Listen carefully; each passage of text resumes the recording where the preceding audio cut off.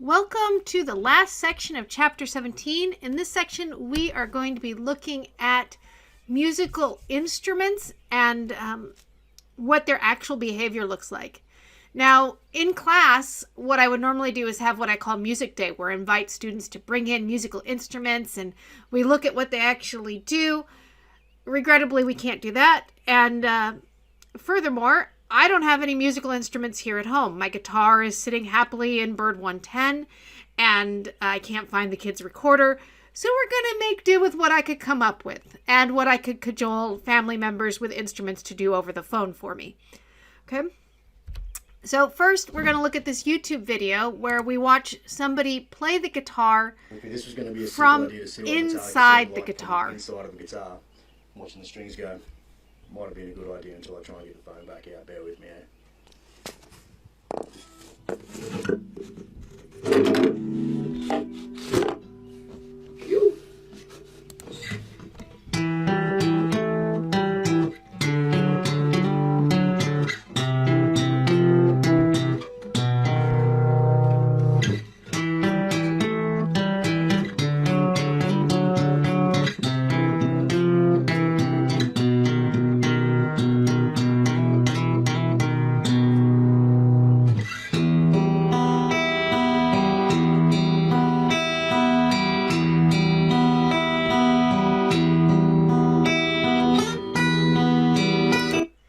Okay, it's a cool video. I don't know if we need to watch all 2.5 minutes of it to get the impression here. If you look at the strings as they vibrate, they're not doing simple patterns. Sometimes they look a little peaky, sometimes they look a little bit square. And the reason for that is because they're not playing a single note at any given time. What they're playing is the harmonics that are allowed on that string as it is currently being fretted and with its tension and all the things that go into playing a guitar. Okay? So we need to go back to PowerPoint really quick. Think about musical instruments and what would you expect? Certainly a guitar and a piano are very easy to think about because we know that the strings on a guitar are attached at both ends. We know the strings on a piano are attached at both ends. So we should expect the guitar and the piano to show all harmonics.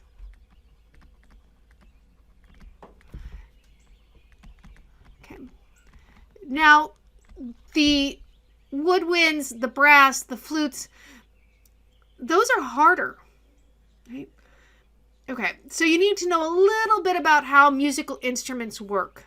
Turns out your clarinet, your saxophone, your trumpet, all the brasses and the woodwinds like that, those are actually mismatched ends.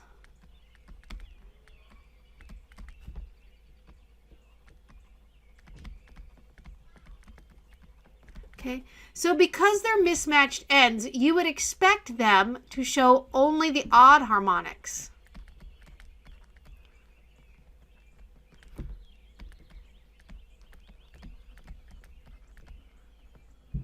Okay. The flute, on the other hand, is matched again, so it should be all harmonics. Okay. That's what you should expect if you understood how the instrument actually worked, the physics of the instrument. Okay, but you're like, oh, there's always a but. There's a but here, and the but is that when we were working with our derivations of resonant frequencies for pipes and things with matched or mismatched ends in the last section, we had a hidden assumption. And that hidden assumption was that our pipe was cylindrical. And if you think about your woodwinds, if you think about your brasses, they're not. I mean, take an extreme. Think about the tuba, where you start with a little mouthpiece, right? And you end up with something that is bigger than your head, a lot bigger than your head, right? It's not a cylinder, okay? Most woodwind instruments, your saxophones and things like that, are also not cylindrical, the exception being the clarinet. But even the clarinet has that little itty bitty flare at the bottom. And because it has that little itty bitty flare, that can also throw off the resonant structure. Okay, so technically, yes, they are only odd harmonics, but because the pipe is not cylindrical, the third harmonic moves down in frequency, so essentially it lands where the second harmonic would occur. And the fifth moves down to the third, and they all move down, so it looks like you get and sounds like you have all of the harmonics that you would expect for matched ends. Okay. Now, to show this to students, what I do is I have a sound card oscilloscope. These are free to download, and the one I like is by Zietnitz, and it says right on the first page that it is free to use for educational purposes. So this is definitely an educational purpose. So I'm going to use it. It takes an input of sound input through the microphone and displays a graph of an intensity versus time or intensity versus frequency. So let me show you that program now. Okay, so here is my sound card oscilloscope. You can see it is very nicely reading my voice, and it's not a simple waveform. It's very complex because my voice is very, very complex. What I have, if you think about the structure of how I form sound, I have my vocal cords which vibrate. Those act like something fixed at both ends. If that's all I had, we'd be done. But that's not all I have, because I also have all of my sinus cavities and things like that, which amplify the sound produced by my vocal cords, which explains why when you have a head cold and everything is kind of congested, you don't sound the same, because the sound in your head can't resonate the same way. Okay, so if we look at this is fairly complex and very hard to see what is happening. Okay, I don't whistle well, but I will attempt to whistle for you. Whistles are nice because they do produce beautiful single frequency sound waves. So let me try. No, not very good. Let me try again. Believe it or not, I practiced. This is as good as it gets, guys.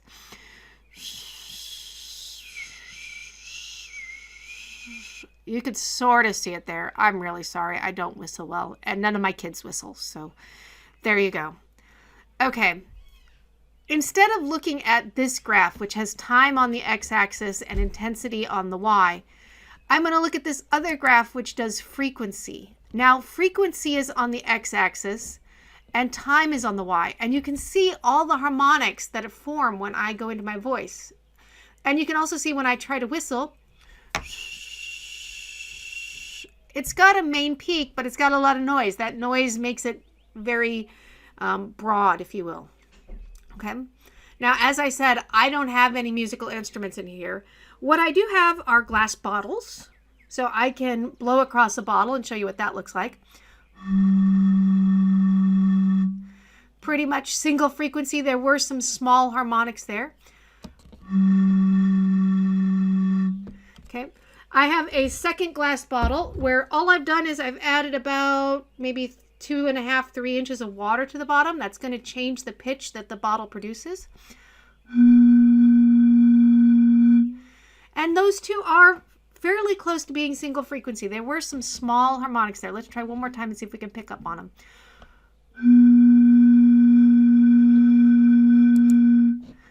Okay. If we look, here's the main frequency. It is at about 244 hertz.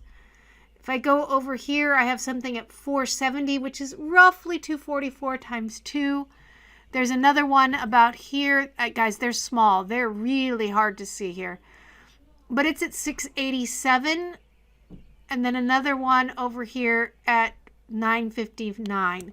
So hopefully you can see that's behaving like it's all harmonic structure, roughly, within the ability of this to read. Okay. The other thing I made is I had my husband take a piece of wood, stick 2 nails in it, and I ran a rubber band between them. So that produces this. And you can kind of see the harmonic structure for this one.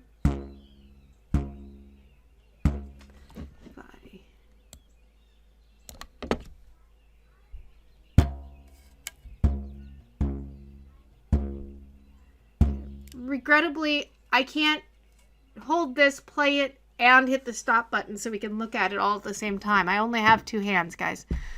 Okay? I know. Bottles and a rubber band on nails. Best I got, right? So what I did is I called my dad. He lives in Iowa. And I said, Dad, you have all sorts of instruments. Would you be willing to play your instruments a little bit for me? And so he was playing his instruments. It was coming over the phone, picked up by my microphone, and then looked at on the oscilloscope. So he played his guitar. Yeah. So this is a D note on the guitar. I don't have the ability to move the cursor here because this is a screenshot of what he did. And please, the harmonic structure here, the fact that the first harmonic is small and this one over here is big, that's just a result of all of the hoops we had to go through. It isn't necessarily indicative of the actual strength of that note, right? But you can see the nice even spacing of them. We have one that's down here, maybe at about 300. My guess is the fundamental is here. So maybe 100 or 150, 300, 450-ish, a little bit after 5. And you can see that they're fairly evenly spaced. Similarly, he played a D on his banjo. And you can see, I think it was a different octave because it looks like this is the lowest one here. And then we jump up to about twice that and then 3 times that and so on up. Right? So both the guitar and the banjo showing the all harmonic type behavior.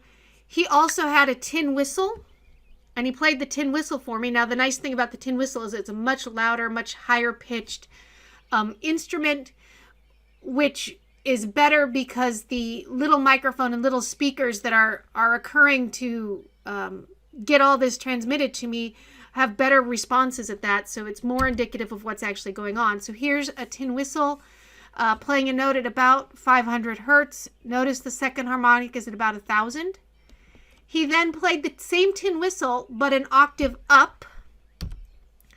And the 500 harmonic is gone, and now we have one at 1,000, or right below 1,000, right before 2,000. So to go from an octave to an octave, you increase the frequency by a factor of 2. Okay. So if I double the frequency, I'm on the same note. So if I'm playing a C at, say, let's skip C. Let's go to A. So if I'm playing an A note at 440 hertz, then I want to play an A note again, but an octave up, I would play at 880 hertz. Okay. Now there's also this beautiful website that allows us to go look at instruments that I don't have access to. So we can go look at the flute. Maybe. Hopefully it doesn't die here. There we go. So here is the flute. Right now we're looking at the note F5. And if we come down, this is showing the spectrum. So much like my oscilloscope did, it's frequency on the x-axis and intensity on the y. And you can see nice, evenly spaced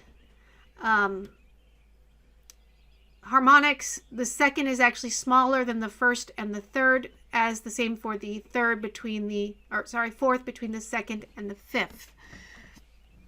Okay.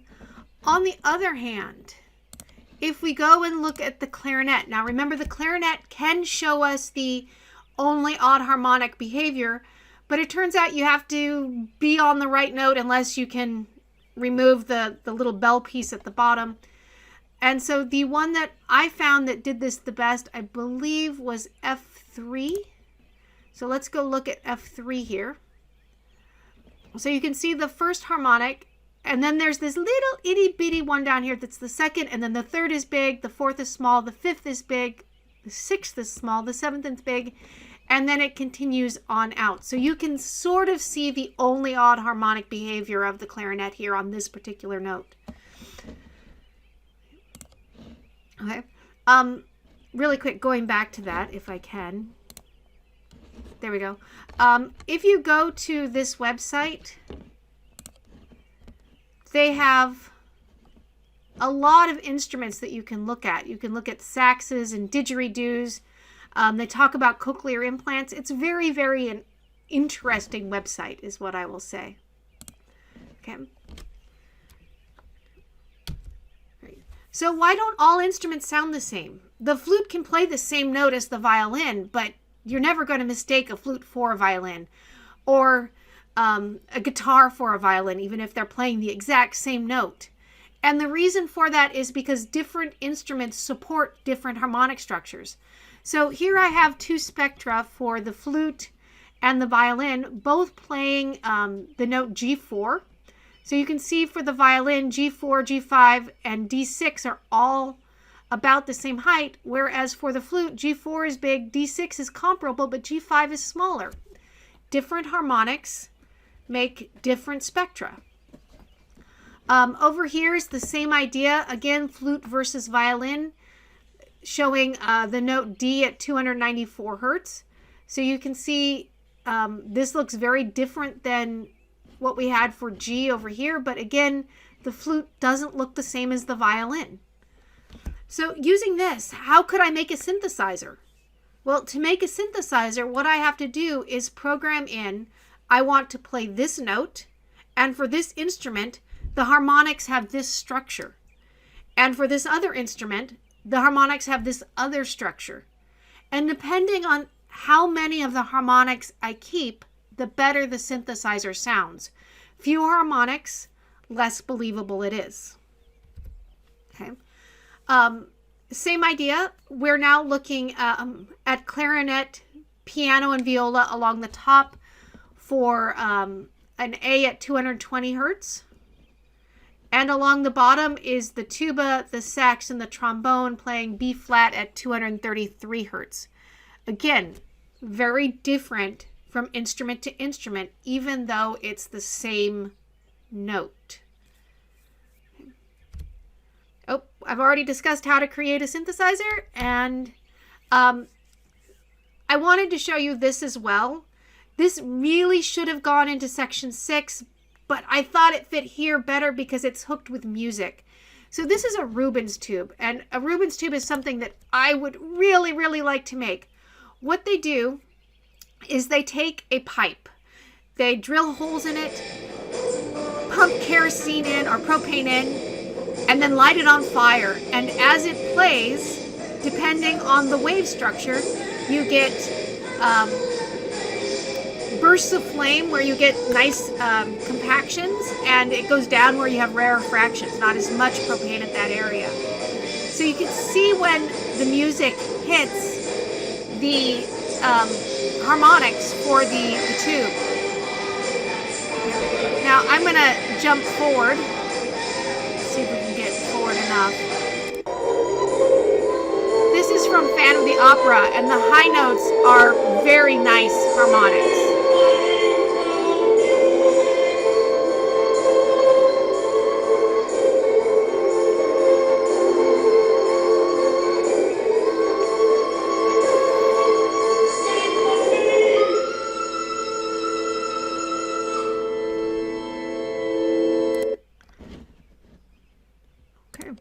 That concludes section 7 of chapter 17, and with the conclusion of section 7, chapter 17, we're done with chapter 17.